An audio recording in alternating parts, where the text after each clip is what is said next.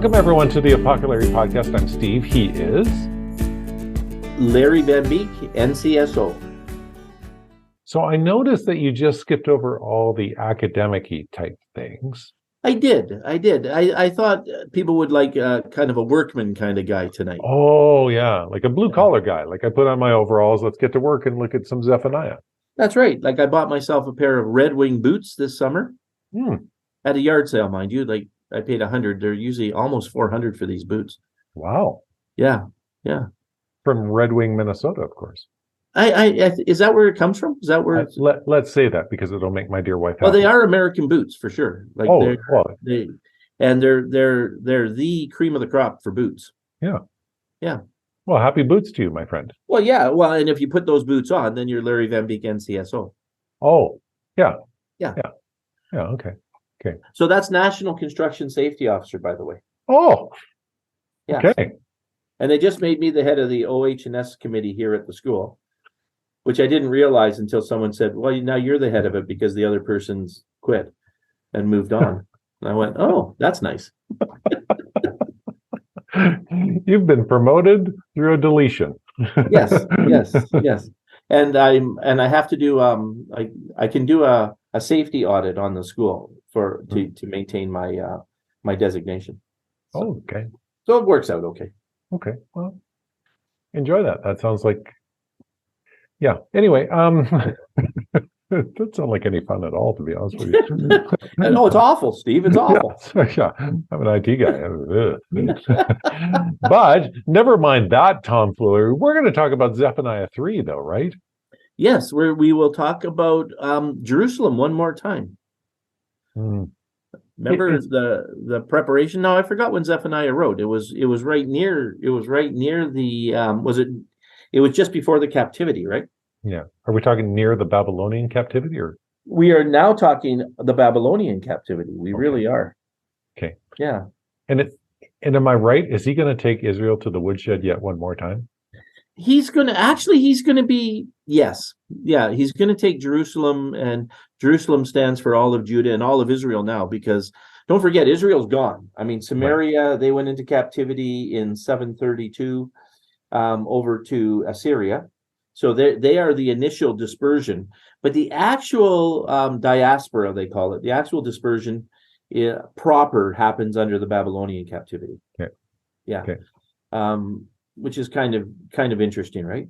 So the Babylonian captivities, they were Zoroastrians. They believed in lots of gods, and so they would move people throughout the empire to. They thought if you mingle everybody together, then the chance of them rising against you as a national force is diminished. Okay. And honestly, when they came back from captivity, and we'll talk about this some other time, but when they came back from captivity, a lot of Jewish people didn't come back. You remember on the day of Pentecost, people are speaking all different languages, right? Yeah. There are people from all over speaking all different, or the apostles were speaking all different languages that these people understood, is because they were from the diaspora. They were all of the Jewish people that went into captivity all over the Babylonian realm. And then when it was time to come back, they were like, I don't know, life's pretty good. Yeah. And so that's sort of what happened in the Babylonian captivity. Very much like, I'm from Holland.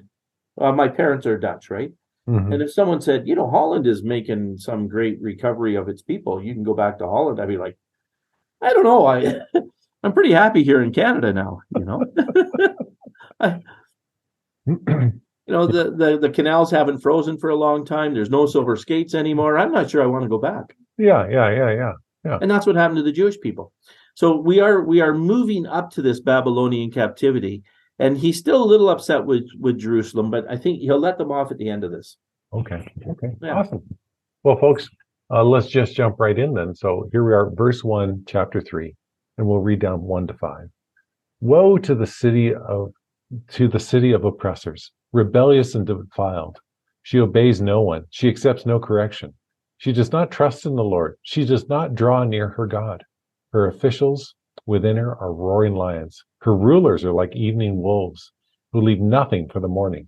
Her prophets are unprincipled. They are treacherous people. Her priests profane the sanctuary and do violence to the law. The Lord within her is righteous. He does no wrong. Morning by morning, he dispenses his justice, and every day he does not fail. Yet the unrighteous know no shame. Yeah, so this is intriguing because before, when he was talking about prophets, when he was talking to Israel, you would say they weren't really prophets of God, right? The prophets of Israel, some were. Some prophets went to Israel and spoke for God. But remember, Jeroboam, or priests, I mean, I'm sorry. He just made people priests. And they weren't priests in the Levitical order, and they weren't priests of God.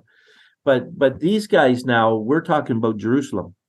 So this is where the prophets were coming from mostly.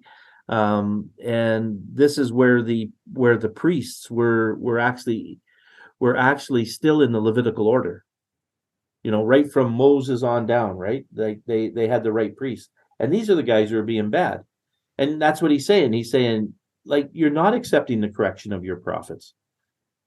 You're not trusting in God, and you're like lions and wolves, right? And wolves are actually a pretty good animal. But he's not referring to that aspect of them. Like when they say when wolves march, the older wolves are in the middle, and the younger, stronger wolves are in the front, and then the main wolf, the alpha, is in the back, and they keep the older ones and the female and the weaker ones, not the females, because the alpha can oftentimes be a female. They keep him in the middle and protect him. Now, he's not talking about that. Okay. He's really talking about wolves are really hungry in the evening, and any food they get, they're going to rip it apart and eat it, and it won't be left for morning. That's Right. what these guys are like. Yeah. So they're not the good wolves that my daughter would speak of. They are the other wolves. He said their prophets are unprincipled, and their priests profane the sanctuary. So the priests were very much like Eli's kids. Right. If you go all the way back to Samuel and Eli's kids that were just doing terrible things, right? They're having immoral sex, and they were eating food offered to God. They would eat it before, and that's what these guys are like. They're like our TV evangelists of the of the 80s. Do you remember the 80s? Oh gosh. That was the decade of the falling TV evangelists. And that was Oral Roberts when he said, was it Oral Roberts that said, if you don't give me $500 million or $1 million or something, or if I don't get 20 says million, he'll strike me dead. Yeah, something like that. Yeah. It was one of the evangelists said that, and some guy gave him the money because he was laughing at him actually, but gave him the money, and they had the cartoons of the angels. God's holding the angel back, saying, "No, he got his money. You can't do anything." And the angel's going, "Oh, let me just hit him once, just once. I just want to hit him once." and actually, one of my favorite guys was Jimmy Swaggart, and he had a fantastic school, and he had problems there. And there's probably about 4 or 5 guys that had all kinds of issues. Well, that's what that's what these priests were like. Yeah. Right? Yes, that's a good analogy of it too. Yeah. And so he says, the Lord is righteous, and he doesn't do any wrong, and he dispenses justice. You guys don't get it at all. You just don't get it.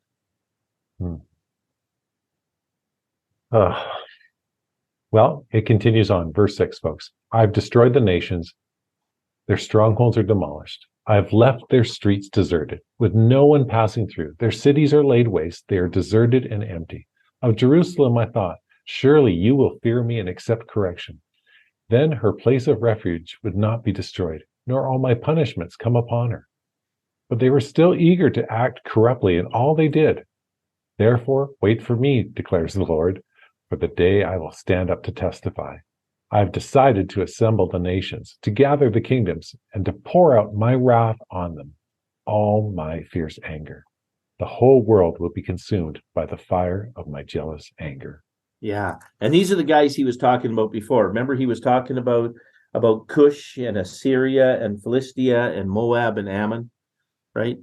And he said, I took care of all of those things for you. And basically, you still didn't turn to me. You were still just a bunch of jerks. And we want to kind of tread lightly here, because you think of all the things God's done in our lives. You know, I said to Lynn, we've been married for what, 30 something years. Oh, and that's how I had to say it, unfortunately, because I don't remember the exact amount. When he does, he's holding it out. He's holding his fingers up right now. Don't worry. Yep. And God has looked after us, completely looked after us for all those years. Yes. Lynn said, I remember when we were first married and we had no money or anything. You're pastoring that church for nothing, and God looked after us. And she says, and now I'm worried again. And she says, I have no real reason to be worried. Right. Why would God look after us all those years and now go, you're old and useless. I don't think I'll look after you anymore. Oh, maybe that's why. Maybe that is why. But you're right. We tend to not think about all the times that God has been faithful. And because of that, we lose that perspective and then panic and worry, or maybe we run off and sin like Jerusalem does or did. Yeah. They did, and they, and they do. They did, and they do, and didgeridoo, and we're How are we different? How are we different than that? We're not. We're not. Now, fortunately, these again are comments to Jerusalem. They're not comments to Edmonton or Okotoks or or anything like that. It just seems so much like us so often. Yeah. But he's going to restore them, Steve. Yes. And that's how Zephaniah finishes his book. Remember, Zephaniah was a royal person, right? He says, I'm going to consume the world with my fierce anger. Now, the world will be consumed by the fire of my jealous anger. People will look at the future for that. Always remember that. Whenever we're doing these prophets, whenever they say things that sound too big for that day, we say it must be something that's going to happen in our future still. Okay. And I don't think so. I just think they're big words, and they actually are referring to them in that day. But he's going to restore them. He always restores a remnant, by the way. He doesn't restore all of them. Right. Just some of them get by. Yeah. Huh. Kind of like a faithful remnant is always restored, but that's about it. Yeah. You remember was it Ezekiel said, Elijah, when he said, I'm the only guy serving you, and God said, no, there's 700 still serving me that haven't bowed to Baal. Yeah. Then 700 with the 7, you think it's a poetic number, not a literal number, but it could be a literal number as well. Yeah. But when they say, I'm the only one, and God says, no, you're not. Yeah. There's a whole bunch. Yeah. Don't get so full of yourself. Come on, Isaiah. Like, what are you, Jonah? Yeah. Who are you? Who are you now? Verse 9. Let's pick it up at verse 9 now, folks. Then I will purify the lips of the peoples, that all of them may call upon the name of the Lord and serve him shoulder to shoulder. From beyond the rivers of Cush, my worshippers, my scattered people will bring me offerings. On that day, you, Jerusalem, will not be put to shame for all the wrongs you have done to me, because I will remove from you, you arrogant boasters. Never again will you be haughty on my holy hill. There's some fantastic alliteration. But I will leave within you the meek and humble. The remnant of Israel will trust in the name of the Lord. They will do no wrong. They will tell no lies. A deceitful tongue will not be found in their mouths. They will eat and lie down, and no one will make them afraid. Sing, daughter Zion. Shout aloud, Israel. Be glad and rejoice with all your heart, daughter Jerusalem. The Lord has taken away your punishment, and he has turned back your enemy. The Lord, the King of Israel, is with you. Never again will you fear any harm. On that day, they will say to Jerusalem, do not fear Zion. Do not let your hands hang limp. The Lord, your God, is with you. The mighty warrior who saves, he will take delight in you. In his love, he will no longer rebuke you, but will rejoice over you with singing. Should I stop there? Yeah, maybe stop there. And we'll just talk about this. The weird thing here is he says these things about them that where you're not going to, you're not going to be haughty anymore, and you're going to be meek and humble, and you're not going to do any wrong, and you're not going to have a deceitful tongue. And the only issue you have with that is you never see that happen. Like, I don't know about this promise. You remember, it's sort of like when we see the total destruction that God does, and you go, that didn't happen back then. Maybe that's something for the future. But also this other thing where they serve God so fully and so wholly. Mm-hmm. Mm-hmm. Is this after Jesus comes? Is this the time of the disciples? Is this that? But they weren't either. They messed up too, right? Yeah. Peter, I never knew him, right?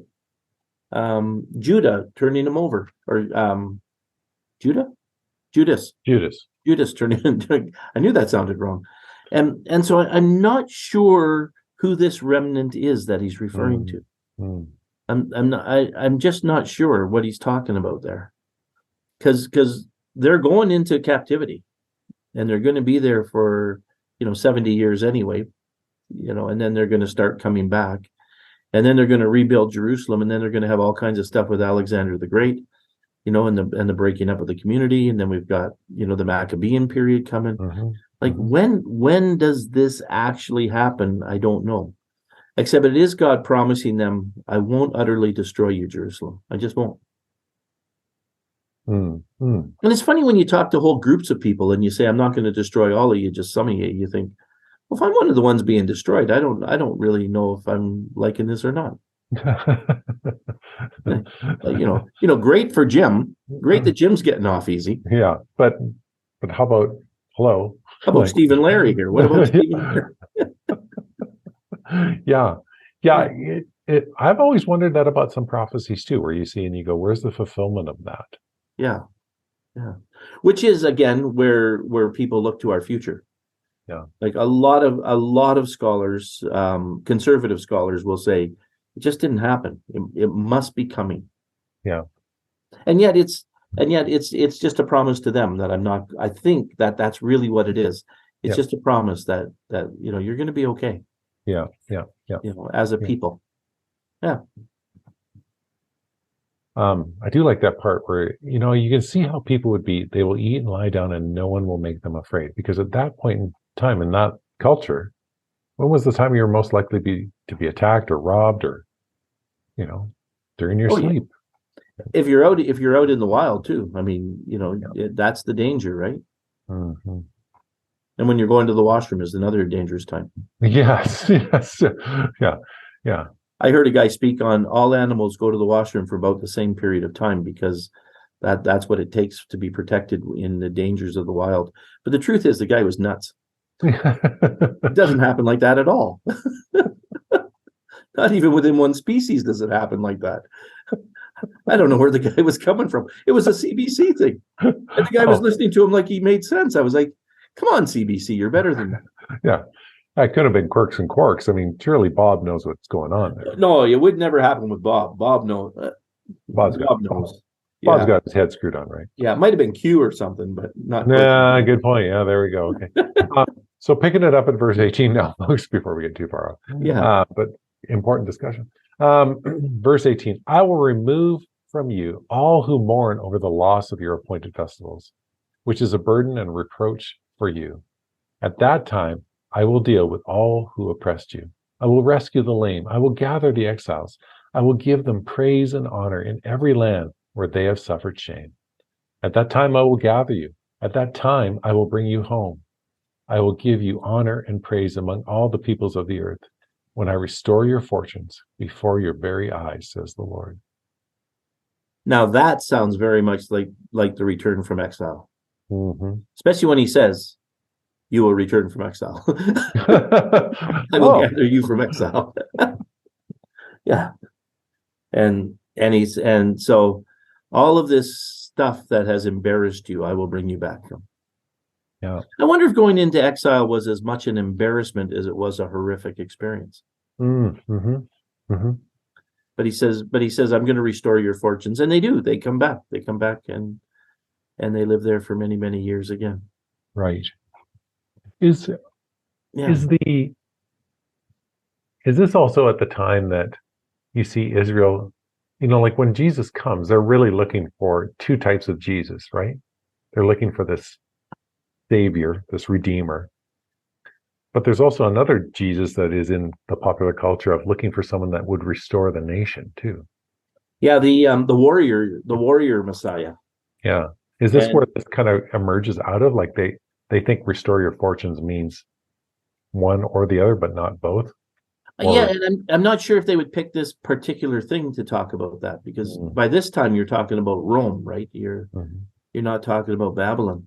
But when they were looking for the Messiah, they had this spiritual leader, military leader, economic, political leader, and he was all of those things. Mhm. And it's a he. I can say he, I guess. The Messiah was all of those things. And I don't know if this would have led them to that, but there's Okay. other places that certainly do. Yeah. Because that's what they were looking for. And you know Right. what? If we were oppressed, we'd be looking for that too. Yeah. Revelation talks about that. Yeah. Revelation says, you are so weak, and the Jewish people are turning you over to the Romans, and the Romans are so powerful, but I want you to know that God is in control of this whole thing. Yeah. Yeah. Right. And they will realize that you are my people. Mm. Mm. Yeah. There's a lot of shame in being a weaker people. And it's hard for me to grasp that because, I've lived such a charmed, easy life. Mm-hmm. Mm-hmm. Well, Yeah. Yeah. Yeah. And we don't mind being in a vassal state of some other state that's south of us. no, we don't mind being, we'll ingratiate ourselves to the United States, Yeah. as long as they'll keep all those armies keeping the whole world at bay for us. That's right. That's right. Yeah. Yeah. And so, but these guys, I mean, it's so easy, it's so much easier for us because we don't have enemies all around us. But Israel has always had enemies all around them.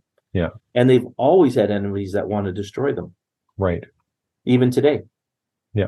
There's people all around them, and the thing that they would find the finest of all things is to destroy them. Right. And that a country like the United States has stood with Israel for all these years is really quite an amazing thing. Yeah. Yeah. Well, thank you for that, my friend. Folks, wasn't that a fascinating way to look through Zephaniah and to think that he's preparing them to go to exile. He says, but I'm going to bring a remnant of you back. And like Larry said, how do you feel good about this in some ways? Am I in or out of the club? I don't know, right? Well, you probably tell by how you lived your life, but still at the same time, what a scary thought. And yet God says, I'm here, I'm going to restore you. The same thing he says to us today, I'm here, I'm going to restore you, even in our darkest times. So thanks, my friend. Folks, as always, we are so thankful that you listen to our podcast. Thank you that you just come with us on this journey every week. We enjoy doing it, and we're thankful that you listen to what we enjoy doing. So we should do that thing where you say, just click subscribe and then give money. I don't know how that yeah, considering that we don't even ever give them a place that they could send the money. So if you can find us somewhere and you want to just send us money, we're like the A-team. If you can find us. No, we honestly do this because we enjoy it. So, yeah. But we're thankful that you listen along with us. But until next time, I was Steve, he was Larry, and this was the Apoco-Larry podcast.